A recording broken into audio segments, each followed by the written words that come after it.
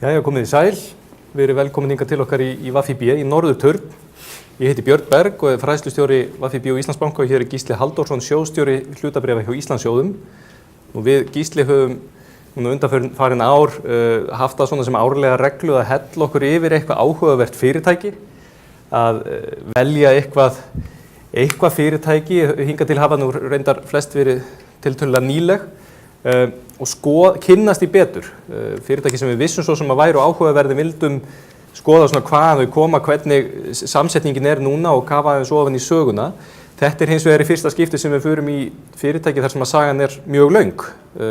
Við ætlum að taka fyrir Disney núna í dag sem að er með áhugaverðari fyrirtækjum, ekki bara vegna þess hvað þetta er, hvað tekjunar eru miklar og hvað fyrirtækið er stórt og umfangsmikið, heldur líka bara vegna þess hvað það er samsett úr ólíkum einingum og hvað þetta er í rauninni merkilegt fyrirbæri og ólíkt því sem að við héldum jafnvel áður en að haldið var af stað.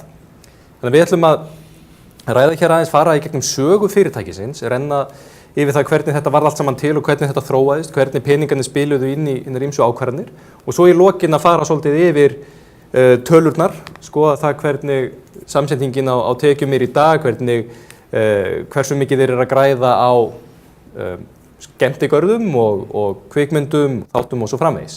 En þetta byrjar nú allt saman fyrir ansi löngu síðan, eða árið 1923. Þá voru þeir bræður Roy Disney og Walt Disney, sem er nú svo þekktari af þeim. Þeir fengu samning að búa til myndir svona samtíma útgáfu af Lísu í Undralandi. Þetta er, og til þess að setja það eitthvað samhengi, þetta er auðvitað í árdögum, þetta er svona rétt þegar teiknimyndirnar eru að byrja. Og þetta er hún Lísa þarna sem stendur á milli þeirra og Walt Disney er þarna til vinstri. Utan þetta búaði til rekstur eða nafni Disney Brothers Studios og svona í rauninni litu þessar teiknimyndir út. Þetta er blanda af henni Lísu sem er svona í sínu draumalandi eða í einhverju undralandi og svo myndskreitaðir í kring. Og maður kannski kannast að einhverju leiti við stílinn á teikningunum, en þetta er það fyrsta sem boðið var upp á og þeir í rauninni standa í þessu og Walt Disney fyrst og fremst til ársins 1927. Árið 27 þá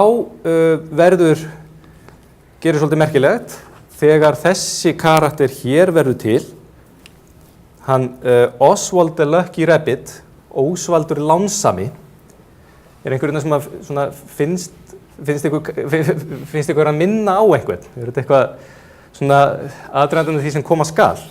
Þetta var í rauninni þannig að gerðu var samningu við dreifingaraðila það að teikna þarna þessa 26 teiknimyndir í einni seríu og á þessum tíma eru teiknimyndir þetta bara sýndar í bíóhúsum, það er ekkert sjónvarp og að þeim tíma loknum eftir þessar 26 teiknimyndir þessa kanínu þá kemur að því að semja upp á nýtt og þá kynnast þeir félagar svona í fyrsta skipti því hversu harður viðskiptaheimurinn getur verið og þá á sér stað atburður sem að mótar svona ansi langa framtíð viðskiptalíf Walt Disney og í rauninni Walt Disney fyrirtækisins ókomna tíð. Það er líka svolítið forvitnilegt að þetta virkar svo ekki. Slöknar á þessu svona, ég skal bara þú bara tala mæma bara og ég tala fyrir. Það er líka bara forvitnilegt að velta fyrir sig með Universal sem er sparkaði. Þeir halda reyndar áfram að gera eitthvað 200 þætti með Oswald, en hann var aldrei neitt og ég held að seinasta myndin hafi gerð 1983 eða eitthvað álíka. En það sem þeir gera í rauninni er það að þegar kemur að því endursemja þá telur dreifingaraðilinn sig ekki hafa neina þörf fyrir það vegna þess að í smáletrinu í samningnum sem að Walt Disney vissi ekki af kom í ljós að hann átti alls ekkert lengur réttinn að þessum karakter. Hann hafði í rauninni afsalað sér þessum Ósvaldi til dreifingaraðilans og síðan þegar hann sneri sér við og þá kom í ljós að það var bara búið að ráða alla teiknarann hans. Þannig að eftir þessa 26 þætti að þá sátu þeir uppi með nákvæmlega ekki neitt. En þá þurfti að búa til einhvern nýjan karakter vegna þess að þeir voru búin að læra að teikna og búin að koma upp smá starfsemi þrátt fyrir að búið að vera að stela öllum starfsmönnum þeirra. En þá var svo sem ekkert verið að finna upp hjólið, heldur tekur þessi bara við og eftir 2 tilraunir til þess að koma í bíóhús eða til dreifingaraðila myndum með Mikka Mús að þá í 3. tilraun tókst það með Steamboat Willie, teiknimynd sem að margir hafa séð sem er svona sem að meiri segja, var ekki gerð hérna Steamboat Itchy líka fyrir það sem hafa mjög gaman að teiknimyndum. En þetta að Mickey Mouse sem að eru mjög svipaður Ósvaldi, en hérna nafnið svo sem endaði þokkalega. Já, það var náttúrulega konarnas Walt Disney, hvað að gerast? Allt bara batteríslaust hjá okkur, allt í lagi, við bara tölum í þennan hljónum og tölum bara hátt og snjallt eða ekki? Já, konarnas Walt Disney greip sem betur fyrir inn í þannig að hann ætlaði uppálega að skila hann Mortimer. Það getur sem að þið fara endalega eins fyrir þessu ævintýri ef það hefði orðið. En á þessum tíma er hljóð rétt að rata í myndir og það er kannski það sem vekur svona mikla athygli á Steamboat Willie á þessum tíma. Það er að hljóðið gerir þetta að einn fyrstu svona hljóðmyndunum og akkurat bara frá þessari mynd að þá í rauninni má í rauninni segja þeir hafa meika vegna þess að Mickey Mouse verður að stóru nafni bara leið og þessi mynd gefin út og þeir auðvitað nýta sér það, breyta logoið fyrirtækisins strax árið seinna í mynda Mickey Mouse þarna og vegna þess að þrátt fyrir að þetta væru þeir bræðurnir þá var það Walt Disney sem var auðvitað primus motorinn í þessu þannig að nafninu var breytt í Walt Disney Productions. Þetta er einu ári eftir að Mickey Mouse verður til. Á sama ári að þá hefjast þeir handa við að gera aðra teiknimyndaseríu fyrir utan Mickey Mouse sem eru Silly Symphonies. Einhverjir kannski sem að kannast við það, þeir voru náttúrulega sýndar langt fram með dröllu. Fyrsta myndin var þessi Skeleton Dance og á þessum tíma eru þetta allt saman svarthvít. Árið 1930, 2 árum eftir Mickey Mouse, þá ratar hann í blöðin, þá fara þeir að búa til teiknimyndasögur og á sama ári verður förunautur Mickey alla tíð síðan Pluto til. Og Pluto, hann er í rauninni teiknaður svona svipa leiti og plánetan eða dvergreikistjarnan Pluto finnst og er í rauninni nefndur í höfuð á henni. Nú, árið 1932, 4 árum eftir að þeir hefja svona sinn eigin rekstur eftir þarna hnífstunguna, varandi hann Ósvald, að þá gera þeir Silly Symphony mynd sem að heitir Flowers and Trees. Þessi mynd var að fullu í lit, fyrsta teiknimyndin sem var gerð þannig og skilaði Óskarsverðlaunum. Þetta er 4 ára gamalt fyrirtæki, þetta eru ungir strákar, Walt Disney er rétt 30 þarna og er að vinna sem fyrstu Óskarsverðlaun. Sama tíma kynna þeir Guffa til leiks. Þið sjáu að þarna verið að hlaða inn skemmtilegum persónum og þetta byggist upp mjög hratt. Allt í einu er allt komið í lit. Þannig að þegar við erum að rifja upp þessar gömlu myndir og erum að sjá þar hvað sem það eru á YouTube, þá er þetta mjög stuttur tími þar sem allt er svarthvít. Þrátt fyrir okkur finnist það svona að hafi verið byrjunin á þessu öllu saman og þá endist það ekki lengur en þetta. Og 1933 að þá vinna þeir aftur Óskarsverðlaun með Grísunum 3 og þá gerist tvennt til viðbótar sem að sýnir kannski fram á það að þeir eru að stíga svona sín næstu skref í viðskiptaheiminum. Annars vegar stofnaði þeir nokkur svona skóla, þeir setja upp akademíu hjá sér þar sem þeir eru að þjálfa upp unga teiknara, enda meira að gera og þetta er splunkunir bransi, þannig að þeir fara að þjálfa upp sitt eigið starfsfólk. En á sama tíma fara þeir að selja alls kyns glingur. Þeir fara að selja Nestisbox og úr, eins og þetta úr sem að Robert Langdon eða ekki, þannig að Da Vinci Code bókunum var alltaf með. En þetta sýnir okkur kannski að það er enginn að fara að kaupa sér úr með Mickey Mouse ef Mickey Mouse er ekki vinsæll. Hann er orðinn það þarna 5 árum eftir að hafa verið fundin upp. Svo er það sem allavega sum okkar telja að vera gríðarlega stóra stund í sögu Disney sem er þegar Andri Sönd kemur fram á sjónarsvið, teiknimyndinu Litlu gulu hænuna, þar sem að karakterinn er bara nánast fullmótaður. Hann er svona ekkert sérstaklega vandaður gæi, hann Andrés. Og strax ári seinna, ári eftir þessa myndum hérna Grísina 3, Litlu gulu hænuna, þá er Carl Barks teiknari ráðinn til Walt Disney sem er frægasti teiknari þeirra runni fyrir og síðar sem að bjó síðan til Jókim Aðalund og Hápin Heppna og Georg Gillusa og fleiri og teiknaði langt fram með dröllu. Nú árið 1937 kemur að áhugaverðum tímamótum í fjármálasögu Walt Disney þegar að þeir ákveða að veðja heilmiklum fjármunum, heilmiklu í það að búa til teiknimynd í fullri lengd. Og litu teiknimynd í fullri lengd sýnd í bíóhúsum, þetta hafði aldrei verið reynt áður og kostaði þetta þvílíka fjármuni að vera að tala um eitthvað 3 milljarða króna á verðlagi ársins í ár og gríðarlega áhætt að gera þetta en þeir unnuð þarna Óskarsverðlaun og ekki bara það heldur skilaði þetta gríðarlegum hagnaði. Þetta var mynd sem að væri að skila mjög miklum tekjum afskaplega lengi. Hann eru líka með mynd sem að Það var gríðarlegu mótbyr fyrir að fara í þetta, menn finnst þetta bara brjála að fara að gera teiknimynd í fullri lengd og líka bara alltaf átta sig á samhenginu á hvaða tíma þetta er að gerast. Þetta er tildulega stupið fyrir heimsstyrjöldina, kreppa mikla í 1929–39, þannig að þetta er ekkert á hvaða tíma sem þeir eru að gera þetta. Þetta er alveg svona eina fyrstu stóru mótbárunum sem þessu sannarlega stóðust. En það sem að þetta gerir að verkum er að þetta skilar þeim afskaplega miklum tekjum. Þarna eru komnir alvöru peningar í spili og þeir nýta þá peninga árið 1940. Gefu 2 kvikmyndir, báðar gríðarlega vinsælar, ennþá vinsælar í dag, sem sýnir kannski, þið sjáu hvað langt síðan, þetta er 1940. Og þetta eru ennþá myndir sem að sýndar eru sem að gefnar eru út, eru gefnar út á VHS, eru svo gefnar út á DFD, eru svo gefnar út á Blu-ray, eru jafnvel settar í bíó aftur og aftur. En árið 1940 að þá flytja þeir til Burbank í Kaliforníu og koma sér upp almennilegri aðstöðu sömuleiðis. Sömuleiðis eru fyrstu hlutabréfin í Disney gefin út árið 1940. Þess vegna segjum við kannski að árið 1940 hafi þetta fyrirtæki orðið fullorðið og almennilega komið til að vera sem meiri háttar aðili í teiknimyndum og í afþreyingariðnanum í Bandaríkjunum. En eins og Gísli nefndi þá þetta áhugaverður tími, þeir hefjast þarna handa fyrir heimsstyrjöldinni, svo kemur kreppan mikla, en síðari heimsstyrjöldin skellur svo á og hefur að sjálfsögðu mjög miklar breytingar í för með sér hjá fyrirtækinu vegna þess að 90% starfsfólksins fer að vinna fyrir herinn, allar deildir hersins og fer að vinna við það að búa til áróður. Og hér sjáum við nú meiri segja Der Führers face, getur nú valla verið, það er ekkert verið að fela neitt boðskapinn held ég, og þessi mynd vinnur sömuleiðis Óskarsverðlaun. Þrátt fyrir að 90% starfsfólksins væri að vinna í áróður þá voru þeir samt að búa til áfram teiknimyndir, teiknimyndasögur og myndir í fullri lengd. Það sem að herinn gerði til þess að breyta rekstri fyrirtækisins til muna er að kröfurnar voru svo ríkar. Það var verið að gera kröfur fjórfald eða fimmfalda afkastagetu með það sem þeir réðu við fram að þessu.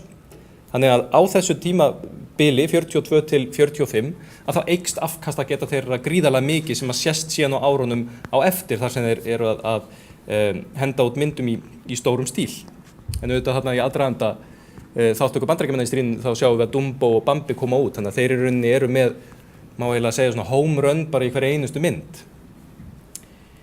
En Disney er ekki bara teiknimyndagerð, heldur gleymaður því stundum að þeir voru mjög liðtækir í að búa til sjónvarpsefni vegna þess að á þessum árum eru sjónvarpin að rata inn á heimili og þeir búa til Treasure Island sem er fyrsta leikna kvikmyndin þeirra í fullri lengd. Þeir voru með jólaþátt, hvað var 1950, með jólaþátt sem var fyrsta sjónvarpsefnið þeirra og settu út sjónvarpsþátt sem að hét síðan Disneyland, þar sem þeir sögðu til dæmis ef einhver man eftir að hafa leikt til dæmis Davy Crockett sögunar og myndinar á VHS, þá byrjuðu þær þarna. Og seinna þá bæta síðan við Zorro og fleiri, þannig að þrátt fyrir við munum helst eftir þeim í teiknimyndunum að þá er sjónvarpsefnið mjög vinsælt sömuleiðis. 1955 verður síðan mikil breyting, ekki síst í því hvaðan framtíðartekjur fyrirtækisins munu koma. Og það er þegar Disneyland í Kaliforníu opnar. Við getum að hafa þetta svona millokkar, heyrist í okkur báðum. Nákvæmlega. Já, þetta var mikið keppikefli hjá Walt Disney sjálfum, sem var bara að stefna þetta rosalega lengi og í grunninn var átti þessu á samhenginu og í dag þetta eru hundruði skemmtikar allan heim. Þarna var, það sem við þekkjum sem skemmtikar í dag, þetta mótið var ekki til, menn þetta bara þekktist ekki. En hann hafði barist fyrir þessu lengi og í grunninn snerist það bara þann einfalda hluta þegar hann var með 2 ungum dætrum sínum, þá hafði hann ekkert að gera. Þannig að honum fannst tilvalið að keyra á einhverju svona vegferð. Og við förum bara á næstu glæru sem sýnir þetta eru 10 stærstu svona skemmtigarða fyrirtæki í heiminum. Disney alltaf algjörlega ber þarna af, þeir búa bara til þetta módel. Þetta er fjöldi gesta árið 2015 sem í rétt tæplega 140 milljónum. Þeir eru með 11 skemmtigarða, þar af eru 9 af 10 þeim stærstu á vegum Disney. Þannig að þetta er algjörlega líleg þróun sem á sér stað. Fyrstu garðan sem við farið í, þeir eiga það algjörlega sjálfur. Kom hann í Bandaríkjunum í Florida og Kaliforníu mann eitt. En síðan kemur svolítið önnur þróun, meðal annars kemur opnar í Tókjó sem þeir eiga ekkert í, en fá bara leyfisgjöld af. og lærði töluvert af þeirri reynslu sem að leiðir þó til þá vegferð að þegar Euro Disney að opna sem 92 þá alltaf var velgengnin Disney búin að vera gríðaleg eins og kannski komið líka námærina eftir og alltaf þekktu allir vörumerkið. Það var ganga rosalega vel með þessa garða í Bandaríkjunum, þannig að það var mikill áhugi að taka þátt í þessu verkefni og í rauninni fjármálastjóri Disney á þessum tíma hefur sagt frá því að strúktúrun í kringum Euro Disney hafi verið sá í rauninni besti sem hann nokkuð tíma komið nálægt. Nú er fjármálastjóri í heimsins stærstu fyrirtækjum í ykkur 50-60 ár og þessi díl ber algjörlega af. Við kannski bara förum á næstu glæðilega áttöku betur af hverju. Já, og í rauninni hvernig þetta graf getur sýnt fram á góðan díl. Já, svo sem líka. Þetta eins og ég sjáðu þarna, þá þetta í rauninni efri línuna sína í rauninni tekjur og gjöld af þessum rekstri. Og til aðtökur því þá á Disney ætla að byrja með 80-40%, það aðeins svo sem flögt yfir tíman sem að reksturinn hefur í gangi. En aðrir hlutafar eiga kringu 60%. Við sjáum þarna að tekjurnar halda í rauninni mjög tæplega yfir kostnaðinn og það er fyrir utan nefnilega að þetta koma til andra liða og sveiflur reksturinn annað. Og þetta hefur skilað tapi 16 af 22 rekstrarárum, þannig að þetta hefur gengið alveg skelfilega fyrir Euro Disney og ástæðan fyrst og fremst liggur í því að samningarnir sem Disney gerðu þegar setja þennan strúktúr upp voru í rauninni bara lygilegir. Við erum að tala um það í kringu 10% af öllum tekjum sem að koma hann í gegn, hvað sem það er í gegnum seldar vörur eða aðgöngumiða eða nammi eða annað rennur beint til Disney. Það voru ekki að tala um 10% hagnað, þetta er 10% af tekjunum og framleiðin ennú ekki það mikil að það er ekkert sérstaklega mikið eftir að greiða þetta. Þar fyrir utan er líka reksturinn skuldbundinn til þess að kaupa, segjum að Disney komi með nýja Frozen mynd og vilja koma með nýja Frozen rússíbana. Það verða þær að kaupa hann af Disney og Disney alltaf ræður verðinu. Svo koma viðgerðarmenn frá Disney sem að rukka 50 skall á tíman og þannig að þetta er alveg lígilegt að fylgjast með þessu en þess að hagnaðurinn hefur bara verið, ég held að upp svona tapa á þessu rekstri sé eitthvað í kringum 3,5 miljard evra en á sama tíma er Disney búin að græða vel ríflega miljard evra bara í þessum grunnleyfisgjöldum og það á eftir að taka til sölu og tækjunum annað. Þannig að var svona einhverju vilja meina að þú tekur svona verðmæti þessa samnings fyrir Disney þá liggja einhverjum kringum 25 miljard dollara sem er bara ágætis hlutfall að marka sér í félagsins. Þannig að þetta er ótrúlega merkileg þróun. Sérstakt í rauninni að þeir geti verið að græða á skemmtigarði í þeirra nafni sem er að tapa. Já, og ég til að setja þetta samt í samhengi þó að hluthafar að vissulega tapa þá þetta er stærsta í rauninni ferðamannaattraction í Evrópu. Það koma 15 milljónir gesta þarna á ári. Ef við tökum 20 þessi skemmtigarði í Evrópu þá er heimsóknir 60 milljónir, þannig að þeir eru með fjórðunginn af því. Og svona einhverjar áætlanir vilja meina að þetta við skila í kringum svona 50 miljard evrum í verðmæti fyrir franska hagkerfið og þetta liggi svona í kringum 7% af tekjum af ferðamannastraumi. Og Frakkland er náttúrulega stærsta ferðamannaland í heiminum og þetta er 7% af því, þessi eini garður. Þannig að þetta hefur vissulega skilað sér fyrir Disney og fyrir Frakkland en eitthvað verra fyrir upprunalegu hluthafa. Og sömuleiðis eins og Disney eru náttúrulega frægir fyrir að reyna að koma sér út um allt þá hlýtur það að vera líka ágætis auglýsing að vera svona áberandi. Þannig að þrátt fyrir að garðurinn sé reikið með tapi og þeir eru að fá þessar beinu tekjur og þá eru óbeinu tekjurnar að sjálfsögðu þær að vekja athygli á vörumerki Disney í Evrópu. Og ef við skoðum síðan hlutabréfaverðið á Euro Disney. Já, það er ekkert sérstaklega falleg mynd. Ég sjá að það er gríðarlega mikið stemning til að byrja með og var mikið áhuga á þessu því að velgengnin Disney er gríðarlega á þessum tíma. En síðan fórum við bara átt að segja því bæði var reksturinn alltaf skuldsettur, þannig að það fór fljótt að hallandi fæti eitthvað það varar. En síðan fyrst og fremst er þetta bara þessar greiðslur sem þurfa að bera til Disney bara eru það sligandi að þessi rekstur í rauninni getur ekki gengið upp. Að sama skapi eins og það er bara fjárfesta svo mikið í þessum garði, það er búið að gera áratuga samning um þetta framlengja nánast óendanlega. Þannig að þeir eru eiginlega fastir inn í þessum strúktúr sem engin græðir á með Disney. Þannig að þetta er ótrúlega svona merkilegt case og einum af svona fjölmörgum í rauninni case sem að Disney stendur rosalega framalega í nýjungum í fjármálageirunum. Eins kannski auðvitað það kann að hljóma. Já. Nú ef við förum aðeins áfram söguna þá kemur þessi mynd út árið 1957. Það er síðan árið 1961 sem að þeir kaupa Bounsimon. Bounsimon er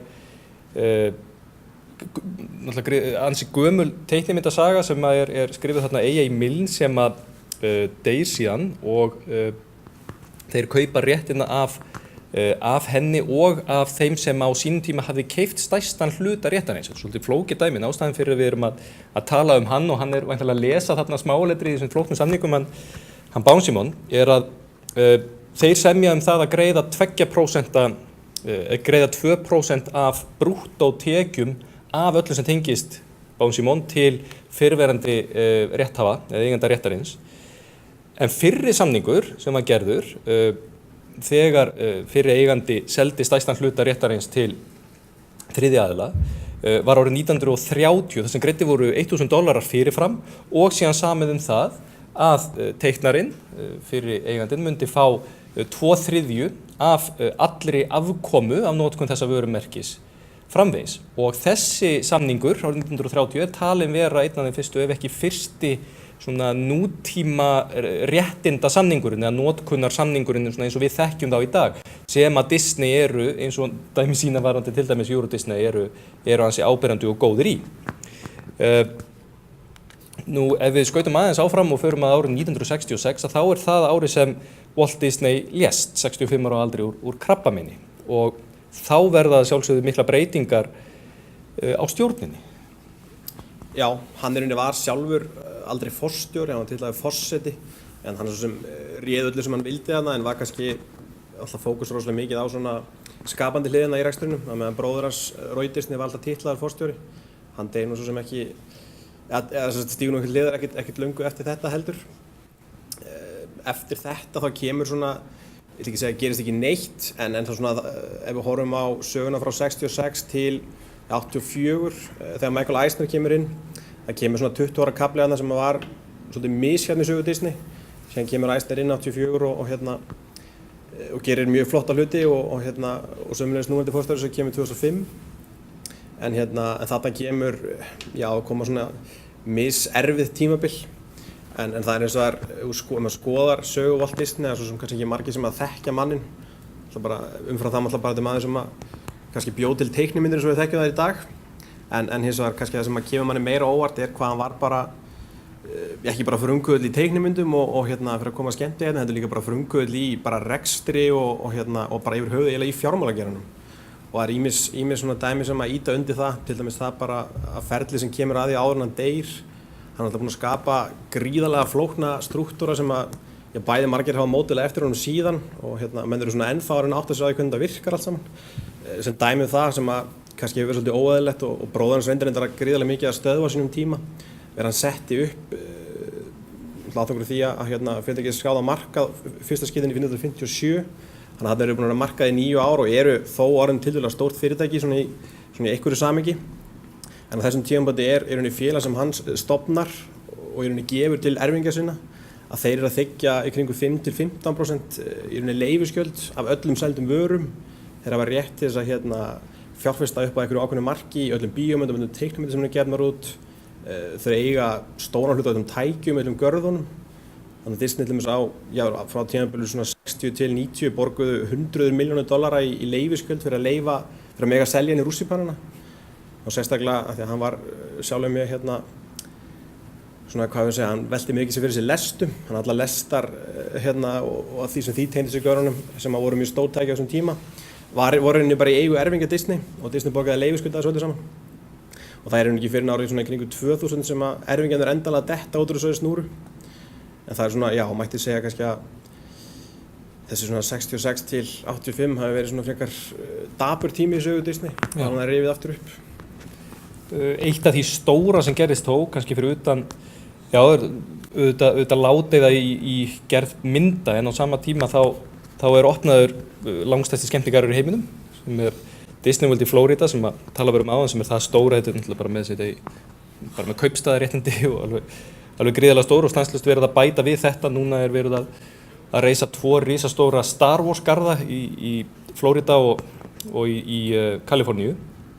En 83, þið sjáu að nú erum við að fara svolítið hratt yfir sögu frá 66 til 71 til 83 þegar það kannski ekki mikið fréttnæmt í gangi. 83 mætaði til Tókíó sem eru auðvitað alveg trilltir í teiknimyndir og tóku þeim afskaplega vel. Epcot Center í Florida sem að myndin að þarna niður í hægra horninu, það opnað, það svona gamall draumur Walt Disney, svona framtíðar heiminn. Disney Channel, hún síðan fer í loftið þetta sama ár og þeir mæta til Tókíó og verður svona grundvöllurinn mikilli sjónvarpsstarfsemi þeirra eigin sjónvarpsstöð. fór svona í loftið á sínum tíma en ennþá auðvitað í fullu fjöru mjög vinsæl og þeir hafa haldið áfram að hlaða utan á þennan þáttaheim, eða þennan sjónvarpsheim. Þessi stöðum alltaf með 205 miljón virka áskrifundur, þetta alltaf gríðalegt veldi og kannski aðeins varandi Disneyland í Tókíó, það kannski líka skýrir af hverju Euro Disney varð og svona struktúrin myndaði sig kringum það. Þeir voru mjög óánægðir með ákvörðun að fara í hérna Disneyland Tókíó. Þetta eina Disneyland sem þeir eiga ekkert í, þeir fá eingöngu leyfisgjöld og telja á svona samningin hafa ekkert verið neitt sérstaklega hagfellda fyrir sig. Nú 84 þá stofnað kvikmyndafyrirtækið, kvikmyndadreifiaðalið sem Touchstone Pictures og fyrsta myndin þeirra Splash, ekki eina mínum uppáhalds, en kannski einhverju sem mjög gaman að henni. Og þar auðvitað verða síðan breytingar á yfirstjórninni eins og nefndir áðan, þeir sem Michael Eisner og Frank Wells taka við. Þannig að má í rauninni segja þarna 84 þá svona hefst að einhverju leyti endurreisn eftir þessa deyf þarna í 2 áratugi. 84 þá tók Tengdason Walt Disney einmitt við og þetta svona hans eina legacy fyrir fyrirtæki í raun og veru að skapa þetta. Það var náttúrulega, þetta tímabila sem ára mikla svona árásir á fyrirtækið og töluvert yfirtökutilboð og annað. Þannig að það var bara þannig að bróðir Walt Disney og fleiri lykilhluthagar, þeir bólu honum burt og kom Michael Eisner inn sem var gríðarlegt gæfuskref. Já. Og til þess að búið til ennþá meiri peninga úr þessum vörumerkjum öllum, þá eru Disney-búðirnar opnaðar 87, kemur kannski svolítið óvart að þeir hafi ekki verið með sínar eigin verslanir, þrátt fyrir að hafi verið þetta áberandi í alls kyns varningi. Andabæðasögur fara í loftið, það er auðvitað mjög merkilegu tími og það er verið að endurræsa þær held ég meira sem núna aftur í ár. Og Disney hagkerfið, Disney dollarar sem var mikið gert grín að vera fleiri og verðmætari heldur en íslenska krónan, þeir fara líka þarna í dreifingu 87. Á svipuðum tími ári áður 86 að þá nafninu og ímyndinni breytt, Walt Disney Productions í Walt Disney Company og mikið þarna mjög áberandi. Þetta er svona komið þetta nútíma útlit á Disney. En það má segja að gullöld eða ný gullöld, eða silfuröld en stundum kölluð Disney, hefjist síðan árið 1989 þegar svo fyrsta af 4 afskaplega vinsælum myndum lítur dagsins ljós sem Litla hafmeyjan. Þarna verður líka ákveðin breyting í því hvernig þeir ætla sér að ná til markhópuna vegna þess að það er ekki bara myndin sem halar miklu í bíó heldur vídeóspólunar komnar á svipuðum tíma auðvitað og tónlistin frá Alan Menken sem vinnur hver verðlaunin og fætur öðrum fyrir að hjálpa þeim líka alveg gríðarlega. Og við taka síðan fleiri myndir. Árið 91 það fyrsta teiknimyndin sem tilnefnd sem besta kvikmyndin á Óskarsverðlaunahátíðinni sem Beauty and the Beast sem myndir verið að endurgera núna. Þetta alltaf að fara hringinn það verið að endurgera þetta allt saman. Og þarna fyrirtæki síðan skráð á Dow Jones vísitöluna í Bandaríkjunum sem auðvitað vísitala sem svo oft talað en voru lítið að marka vegna þess hvernig hún samsett og hvernig hún vegin og talin, en svona segir samt svolítið til stærðin og umfangið á fyrirtækinu á þessum tíma. Nú í framhaldinu það Aladdin og sama ár 92 sem Euro Disney og þessi magnaði Euro Disney opnað og þessi óbúslega merkilegi samningur tekur gildi. Þannig að það byrjar á, eins og við sáum grafin á hann, að allir eru voðalega bjartsýnir, svo engi bjartsýnn og ánægður nema Disney.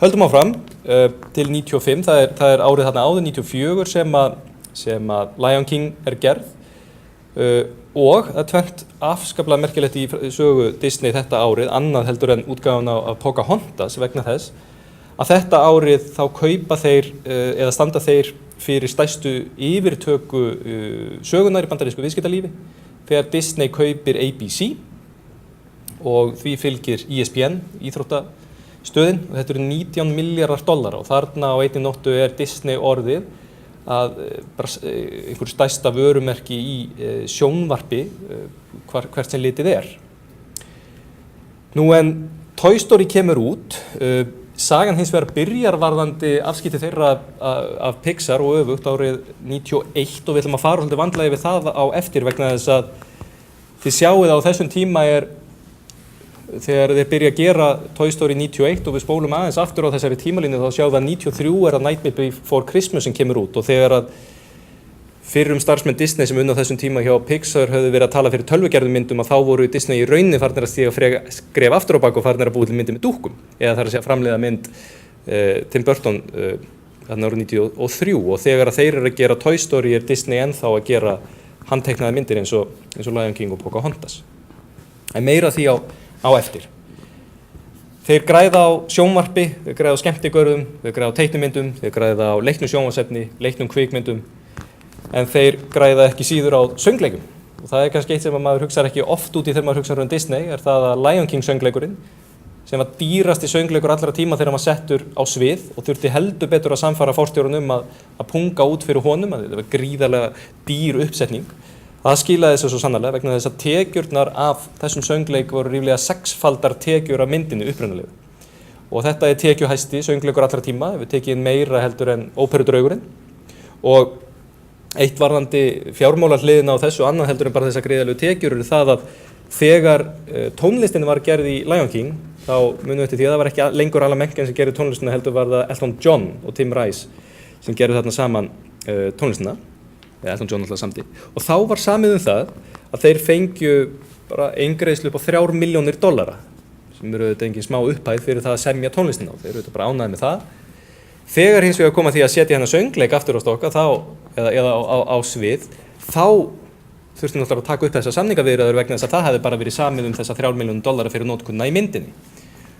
Og þá var samið til þess að vera svona varkárur eins og stundum er gert og saga tónlistar og kvikmynda og sjónvarpsþátta er oft þannig að til þess að reyna að lágmarka áhættu af því að setja eitthvað út, að þá er kannski samið prósentur í staðinn fyrir eingreiðslur. En í stað þess að ætla að borga gríðarlega stóra eingreiðslu og svo kemur í ljós hversu vel gengur, þá er bara samið það á þessum tíma að þeir félagar fái 2% af miðasölu. Og 2% af miðasölu á söngleik sem er ennþá í gangi og er tekjuhæsti söngleikur allra tíma er $100 milljónir sem Elton John og Tim Rice hafa fengið að þessu. Þannig að söngleiki útgáfunar af tónlistinni eru að skila þeim miklu hærri upphæð. Það er ekki bara hluthafar Disney sem græða á þessu öllu saman, heldur Elton John líka. Nú, ef við spólum þá aðeins áfram og sjáum árið 2005, að þá opnaði þeir í Hong Kong. En fram að þessum tíma höfðu þeir staðið í annarri stórri yfirtöku sem kostaði þá $5 milljarðar, þar sem þeir keyptu það sem heitir Fox Family Worldwide. Inn í því voru meðal annars var rétturinn af því að sína hafnabolta, þannig þeir eru að stækka þarna ESPN og ABC partinn sinn. Árið 2004 keyptu þeir prúðuleikarana og Bob Iger tekur síðan við sem forstjóri eftir að Michael Eisner hættir.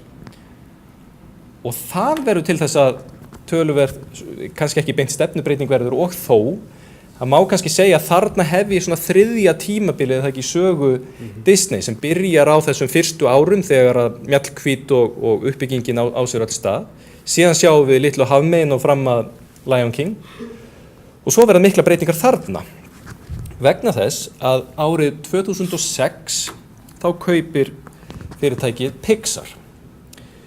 Nú árið 1986 var Pixar í eigu George Lucas. Þetta var í rauninni sá partur af Lucasfilm eða hans fyrirtæki sem að gerði grafíkina í Star Wars myndirnar.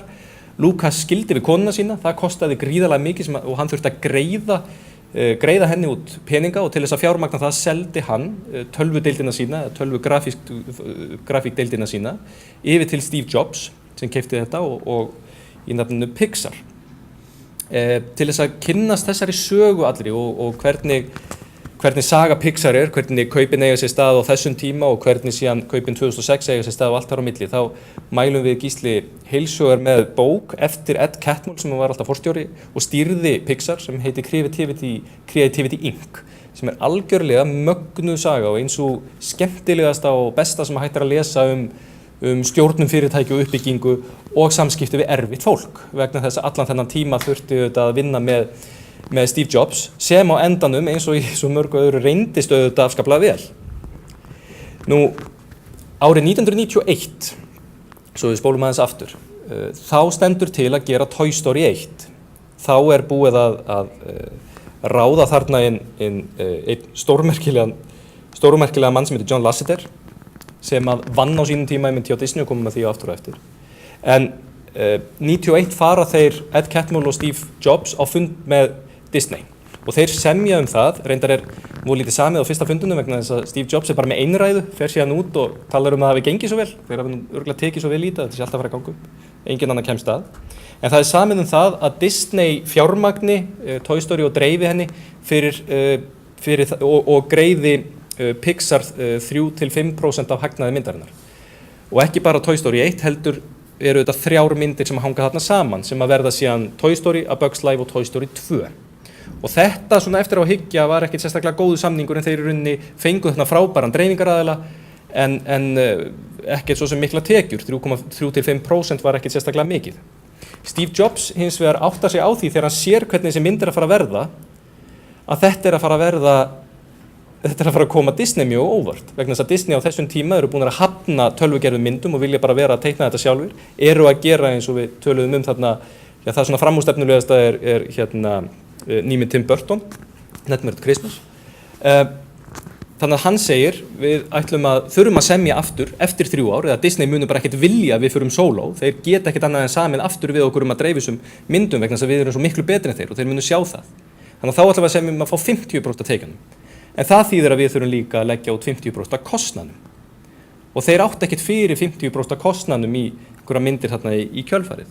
Þannig að það sem ákveðið er að gera, sem er ansi merkilegt, er að það er ákveðið að bíða til ársins 95 þegar Toy Story kemur út, fara í hlutafjár útboð, það er að segja bjóða til sölu hlutabréf í Pixar viku eftir að Toy Story kemur í bíó.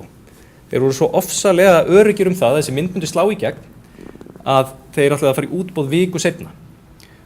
Þeir gerðu það, þetta var stærsta útboð ársins og semja síðan hann frábærlega við Disney dreifingu á myndunum í kjölfarið. Sá samningur er síðan í gildi alveg til 2006 þegar að Disney bara get ekki meira á að kaupa það. En tengslin á milli fyrirtækjanna höfðu verið og vara mjög lengi, meiri segja eigu George Lucas og við þessi skipti yfir til Steve Jobs að þá var verið að selja hugbúnað yfir til Disney og John Lasseter sem ég nefndi áðan að hann byrjaði hjá þeim, gerði til dæmis mynd sem heitir The Brave Little Toaster sem kannski einhverjur hafa séð og var rekinn fyrir það að hafa verið að gaggrina Disney fyrir að vilja ekki tölvuteikna. Hann er síðan maður sem leikstýrir Toy Story og fleiri myndum, fer síðan yfir til Disney með þessum kaupum 2006 og er núna að framleiða allar myndir Disney, teiknimyndir í nafni Disney og teiknimyndir í nafni Pixar og er að leikstýra þeim ansi mörgum líka. En þeir kaupa þetta þarna á $7,4 milljarðar og auðvitað er hugsað það á þessum tíma, þetta er einhver smá upphæðir, hvort það muni borga sig, en það er tvennt sem að hugsa það. Annars vegar þessar myndir eru bara að græða svo mikla peninga, þannig að til að eiga þetta þeir munu geta gert bara eitthvað mikið úr þessu. Hitt er það að geta fengið starfsfólk Pixar bara inn í Disney til þess að kenna starfsfólki Disney að búa til myndir. Og það er að ganga ágætlega vegna þess að ekki bara eru myndir Pixar að skila mjög miklum hagnaði heldur myndir Disney sömuleiðis. Og hér sjáum við þessa kumpuna, þarna er Ed Catmull lengst til vinstri, Steve Jobs, svo var þarna forstjóri Bob Iger, forstjóri Disney og John Lasseter sem er sko fæddur á ströndinni í Kaliforníu og ætlar að deyja á ströndinni í Kaliforníu og er alltaf í svona skiltum. Annars er svolítið skemmtileg hliðarsaga af þessu. Steve Jobs fer út úr Apple, það er ekki 95. Man ekki láta lesa, skiptir ekki út máli. Hann fer út úr Apple, hann átti alltaf 11% hlut í félaginu sem hann selur bara við það. Nýtti nú sem betur fyrir eitthvað ágóðanum til að kaupa Pixar þegar þessi 11% hlutur í Apple hann var í $80 milljarðar í dag. En það breytir þetta ekki að hann alltaf stofnar Pixar, eða kaupir Pixar af Lucasfilm og selur svo yfir til Disney á þess að $7,4 milljarðar. Svo þegar hann lætur lífið og Laurene Powell Jobs eftirlifandi eiginkona hans tekur bara við hans eignum, að það var 90% hans eignum var bara hlutabréf í Disney. Hann fekk greitt fyrir þessa sölu með hlutabréf í Disney. Já, eingöngu með hlutabréf í Disney. Hann átti alltaf eitthvað undir í Apple en megnið hans eignum lá bara í hlutabréf í Disney. Svolítið athyglisvert, og þetta er náttúrulega þessi bréf sem voru verið í $7,4 milljarðar eru í dag eitthvað kringum 14. Þannig að vísu var að selja helmingina stöðunni sinni bara í þar síðustu viku. En fyrir það var hún stærsti einstakir hluthafi í Disney og út af þessari hreyfingu þá var hún þessi 5. ríkasta konu í heiminum og nummer 44 bara af konum og köllum. Þannig að það er Disney sem gerði Steve Jobs og konun hans ríka frekar en Apple. Þannig að þarna eru þeir búin að kaupa Pixar og hugmyndin er bæði þar sem ég var að nefna líka það að Pixar er endalaus uppspretta efnis. Það er þetta að gera mynd nú með Cars 3, Toy Story 4 sem við verðum að vinna, það er þetta að halda þessu endalaust áfram. En það líka hægt að halda áfram að búa til áhugaverða karaktera eins og fyrirtæki var búið að sanna. Og það það sem að Disney hefur verið að leita að upp á síðkasti og frá þessum tíma að eiga til persónur og vörumerki sem eru mjög breið. Þar sem eru margar persónur og hægt að nýta þeim í ýmsum hætti. Þetta getur verið sjónvarpsþættir, bíómyndir, klæðnaður, dót og allt mögulegt, stílabækur. Þetta allt saman mögulegt í framleiðslu út af þessum karakterum. Og sama í rauninni upp á teikningnum árið 2009 þegar þeir kaupa Marvel, myndasögu framleiðandann, og greiða fyrir hann $4 milljarðar. Það hins vegar hangir svolítið á spýtunni þegar þeir kaupa þetta að það búið að selja eða leigja út réttina af þessum kvikmyndum til einhver annara aðila. Þannig að Disney í rauninni byrjar ekki að dreifa neinu myndum Marvel fyrir árið 2012 og gera það þá bara með stæl með Avengers. Það alls kyns samningar notkun og framleiðslu og dreifingu á þessum vörumerkjum ennþá í gildi og Fox eru til dæmis með X-Men, Fantastic Four og Deadpool og Columbia voru með Spider-Man en núna Spider-Man Homecoming sem kemur núna í ár og hún verður 50-50 hjá Columbia og Disney eða hjá Marvel, þannig að þeir eru að koma sér svona meira inn í þetta. Guardians of the Galaxy 2, Spider-Man Homecoming og Thor Ragnarök kom út í ár og næsta ári eru það Black Panther, Avengers, Infinity War fyrir hlutin og síðan Ant-Man 2 og til viðbótar þetta náttúrulega gríðarlegu fjöldi af sjónvarpsþáttum sem verið að gera, alveg merkilega margir og auðvitað teiknimyndasögunar og allt slíkt og auðvitað passar þetta bara afskaplega vel inn í Disney. Þetta bara smell passar, ef maður lappar inn í Disney Store einhvers staðar þá bara eins og þetta hafi aldrei verið öðruvísi. Og endalaus uppspretta efnis, það endalaust greinilega hægt að búa til myndir Iron Man og það meira hægt að segja endalaust sömu söguna því hvernig Spider-Man var til þannig að það engin endir á því. 2012 næsta risastóra skrefið og það 2006 til 2012 sem að þeir bara taka 3 gríðarlega stórar ákvarðanir og það þá sem að þeir kaupa Lucasfilm og sameina þá aftur í rauninni Lucasfilm og Pixar, fyrirtæki sem eru klofin þarna á sínum tíma 86 og síðan sameinuð aftur. En á þessum tíma 2012 þá komið svolítið reynsla á það til dæmis hvernig hefur gengið að nota starfsfólk Pixar í teiknimyndadeildinni hjá Disney. Og við sjáum þarna árið 2011 kemur út Tangled, myndið frá Disney sem kannski ekki minnst sem einni af þeirra stærstu, en þetta var tekjuhæsta teiknimynd Disney frá því að þeir gerir Lion King 17 árum áður. Þannig að þetta greinilega aðeins byrjaði að virka. Og kannski aðeins inn í samhengi þarna líka að auðvitað líka fyrir fyrirtæki að taka við önnur fyrirtæki, þetta náttúrulega mismunandi hugsun sem liggur að baki. Yfirleitt þetta svona að einhverju leyti strategíst eða það eitthvað svona samlegðaráhrif sem nær fram og það að skera niður að þú með 2 einingar eða eitthvað álíka. Og ég held að mæla að færa rök fyrir því að kaupin á Disney á Pixar og Lucasfilm og öðru, þetta verði ekkert mikið strategískar en þetta. Það samlegðin svo mikið niður á allar einingarnar og ég veit ekki hvað sem ekki þekkja en Asphalt Damodaran svona hann bara helsti fræðimari í heiminum sem kemur á verðmötum og á verðmötafyrirtæki og hann með svolítið skemmtilegt blogg þar sem hann tók þetta case fyrir á sínum tíma og í rauninni bara var að verðmöta Star Wars út frá sjónarhorni Disney. Þú getur búið til verðmöt og fundið eitthvað virði á Star Wars bara út frá meðalmannandi götu sem það þarf að taka þetta allt sjálfur en fyrir Disney væri verðmötin svona eitthvað nær 10 milljónum og borgan það 4 af því að bara samlegðin svo gríðarleg fyrir þá að hafa þetta inni. Þeir í rauninni geta gert meira úr Star Wars en George Lucas gat sjálfur gert úr Star Wars. Það rauninni hugmyndin. Og okkur leiðist ekkert að sýna þessa mynd og eiginlega vissir að örugglega einhver hluta þessum 4 milljörðum var greiddur bara til þess að hann tæki á sig að sitja fyrir á þessari mynd.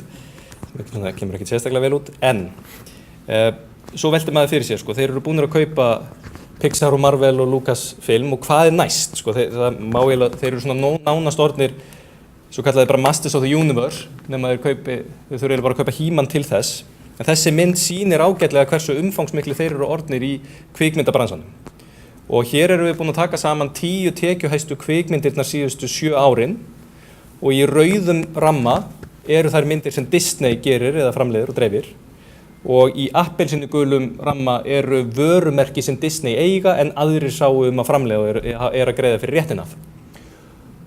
Á síðasta ári, 2016, voru 5 tekjuhæstu kvikmyndir ársins allar framleiddar og dreifta af Disney og þeirra fyrirtækjum. Síðustu 7 árum eru 5 ár sem að þeir eiga tekjuhæstu myndina. Og þetta eru þessi vörumerki sem eru að skila þessu. Þetta eru Captain America á síðasta ári, Marvel, þetta eru Rogue One, Star Wars, þetta eru Finding Dory, Pixar, þetta eru Zootopia og Jungle Book, Disney. Þannig að þetta er að virka og það er eitt af því sem er svo áhugavert. Ekki bara virðist þetta vera að virka, heldur segir hlutabréfaverð og okkur líka að þessu virðist vera tiltölulega vel tekið, er það ekki, Gísli? Jú, heldur betur. Þessi meiningunga sem segir takmarkaða sögu að einhverju leyti. Fyrsta hlutabréfið var gefið út á 1940 í félaginu, þetta er skráð á markað 57. Þetta er bara svo rosalega anþáttur í tímana að það eru ekki til almennileg gögn yfir það. Og ekki kannski sérstaklega skilja hvað markaður þessum tíma heldur. Það með þess samanburður er í rauninni S&P 500 Íslandi í Bandaríkjunum. Og það sem gerir þetta kannski ennþá ýktara er að hún er arðsleiðrétt, þannig að það er setja arðinn sem kemur af félögunum aftur inn í vísitöluna.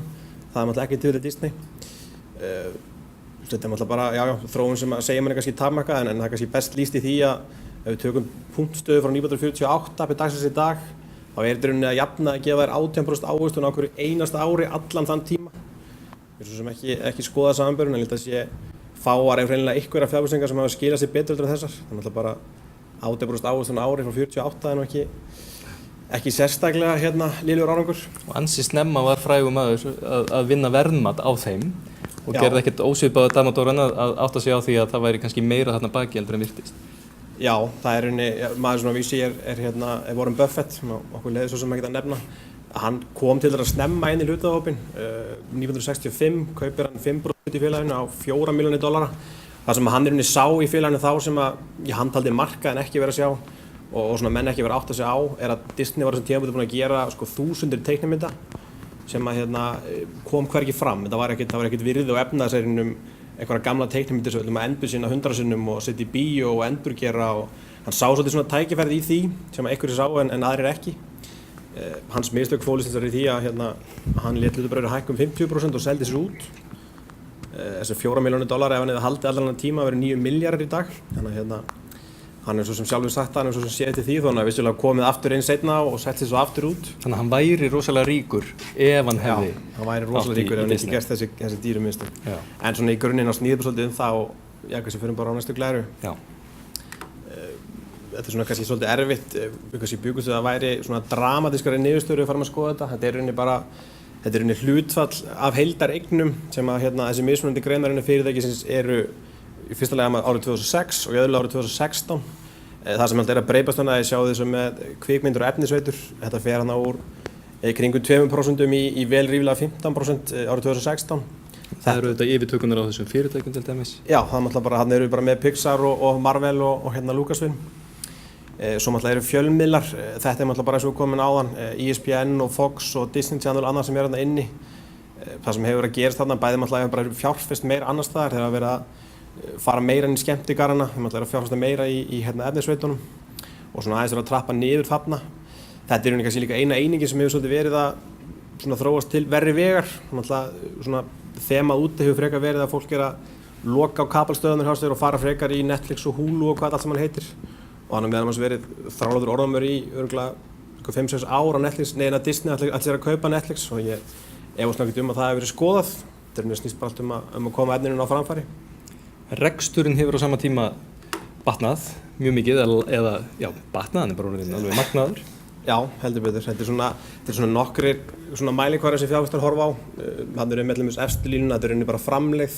Framlegð er bara hvað það kostaði að framleiða vöruna og hvað þú selur hann á. Þannig að því hærra sem þetta hlutfall er, því meira situr eftir hjá þér til þess að borga annað í rekstrinum hjá þér. Síðan eru við með bara hagnað á móti eignum sem eru á efnahagsreikningum hjá þér, hagnað á móti eigið fé sem er með inn í rekstrinum. Og það sem ég sjá þetta þróun frá 2006 til ásins 2016 að það bara leynir sér ekkert á þessum tölum að þessi vegferð sem félagið hefur verið í, bæði á þessu tímabili en líka kannski eitthvað áður sem er að koma inn núna, er að hún er bara virkilega að skila sér. Þess að reksturinn og þessum tíman hefur hlutabréfaverð líka ríflega tvöfaldast þrátt fyrir að það sé svona stærsta hrun okkar tíma þarna í millitíðinni. Og á sama tíma á efnahagsreikningurinn hefur verið að blása út og þetta með þessum yfirtökum líka, þá hafa tekjurnar og hagnaðurinn aukist. Þarna bara upp á svona samanburðin, þetta kannski auðvitað það maður að gera ráð fyrir verðbólgu og annað sem að ígir þetta aðeins upp, en hins vegar er Disney að vaksa miklu hraðar heldur en nokkuð mann verðlag. ef við skoðum hann 1980 þá tekjurnar í kringum $900 milljónir og hagnaðurinn í kringum $200 milljónir. Árið 2016 voru tekjurnar í kringum $55 milljarðar og hagnaðurinn í kringum $10 milljarðar, þannig að þetta temmilegur veldisvöxtur á þessum tíma. Hagnaður Disney sem sagt nægir vel rúmlega til þess að borga fyrir alla samneyslu á Íslandi, sem sagt mun meira heldur en íslensku fjárlögin, bara hagnaðurinn á einu ári. Þannig að þetta afskaplega stórt fyrirtæki. En við erum búin að skoða hvernig tekjurnar eru að þróast og hvernig efnahagsreikningurinn en það líka áhugavert að sjá hvaðan tekjurnar eru að koma, vegna þess að það hefur líka verið umræðan. Eru þeir að græða af sjónvarpsstöðvunum eða eru þeir að tapa þar? Og þetta auðvitað það sem að fjárfestar horfa svolítið á þegar þeir eru að skoða hvernig þeir ættu að kreista eitthvað meira út úr rekstrinum. Hvar ættu þeir að leggja meira áherslu og hvar ættu þeir jafnvel að minnka sína stöðu. Og hér sjáum við fyrst það ekki hvernig tekjurnar sem slíkar, ekki hagnaður heldur tekjur. Jú, þetta bara hvernig einingarnir að skilja sig í tekjum, sem að tekjurnar segja ekki alla myndina. Eins og í fjölmiðlasúlunni, hún haldið sér nokkuð vel á þessum tíma það sem við erum að sjá á þessum tíma, ESPN fyrst og fremst íþróttir og réttur á sýningu á hafnaboltar deildum og körfuboltadeildum og annað hefur farið upp úr öllu valdi. Þannig að þó að tekjurnar hafa aukist, þá hefur kostnaðarliðin líka blásist allhressilega út. Samanskapið kvikmyndaleggurinn aðeins að lækka, sem að við kíkjum kannski bara beint á næstu mynd. Það sjáum við að þrátt fyrir að tekjunum séu að minnka, þá hagnaðurinn hins vegar að aukast, þannig að arðsemin er að koma miklu meira út úr þessu. En kannski þess að slá botnin í þetta, þetta auðvitað svolítið einföldu mynd. Auðvitað ef maður horfir eins og á kvikmyndirnar, þau koma með eitthvað ævintýri eins og Frozen sem kannski skila sér í 1,5 milljarði í miðasölu á bíómyndinni. En svo auðvitað og það sem virkar við Disney caseið og margir myndi á þeirri skoðun að svona yfirtökustrategía gangi ekki til langs tíma. En fyrir bara eins og Disney þá held ég það geti klárlega gert það, af því að bara samlegin svo rosalega mikil þarna. Komið með einhverja mynd í bíó sem gengur hrikalega vel, búið til sjónvarpsþætti og alls konar ævintýri í kringu það sem sýna á kablstöðunum hjá sér, komið með teiknimyndasögur, selja svo kjóla og hatta og húfur í Disney-búðinni hjá sér og svo maður læra skemmtigararnir sem búið til nýja rússíbana annað hverju ári eftir bara hvað vinsælt hverju sinni. Og kemur manni kannski svolítið óvart að þrátt fyrir, við sjáum hvernig fókusin hefur verið hjá okkur, hann hefur fyrst og fremst verið í þessum kvikmyndum, teiknimyndunum og yfirtökunum á Marvel, Pixar og á Star Wars vörumerkinu, að þá sjáum þið samt hversu stór hluti af hagnaði fyrirtæki sem sér af þeirra fjölmiðlastarfsemi og skemmtigörðum. Þannig að kvikmyndirnar skipta auðvitað mjög miklu máli og eru einar og sér alveg ofboðslega arðbærar, en í stóra samhenginu þá þetta aðeins flóknara fyrirtæki en svo. Og stóra spurningin fyrir svona ofboðslega stór fyrirtæki hvernig hægt að viðhalda þessum vexti. Hvað hægt að kaupa næst?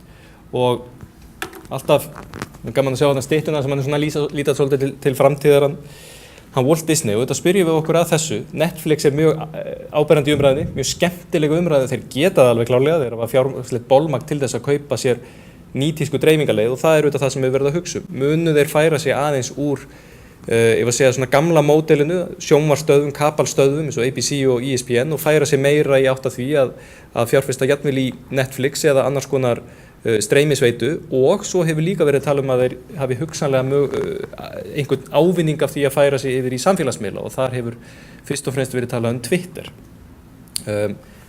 Dreifingin skiptir ósælega miklu máli vegna þess að þeir hafa séð svo mikið hana sjálfur, Disney Channel og þessar sjónvarpsstöðvar.